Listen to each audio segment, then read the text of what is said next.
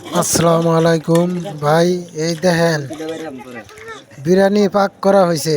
এই যে দেখেন কি সুন্দর বিরিয়ানি পাক করা হয়েছে। খুব চাচা আমার বিরিয়ানি পাক করছে। দেখেন খুব স্বাদ, সেই স্বাদ হয়েছে বিরিয়ানিটা।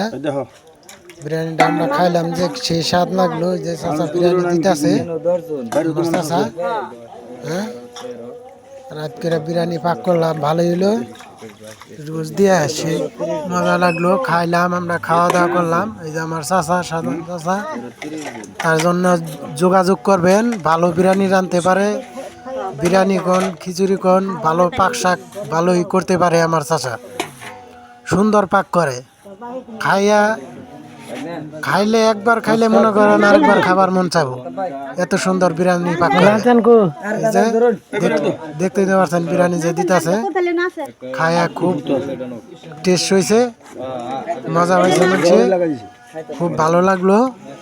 এই যে দেখতে পাচ্ছেন বিরিয়ানি ভাই, গরম গরম বিরিয়ানি শীতের মধ্যে, শীতের রাতে খাইলে আরো বেশি টেস্ট।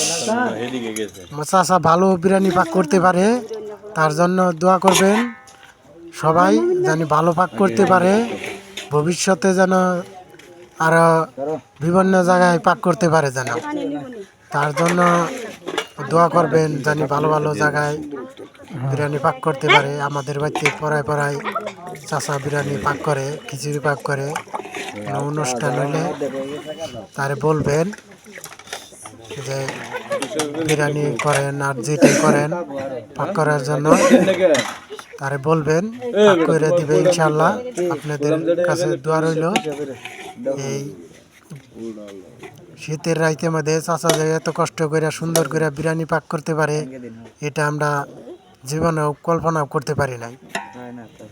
তার জন্য চাচার জন্য আপনাদের কাছে একটাই অনুরোধ, চাচাদের যদি কোনোখানে বিরিয়ানি পাক করতে হয় কি আপনাদের লাগে, দরকারে লাগে, তাহলে চাচারে বলবেন।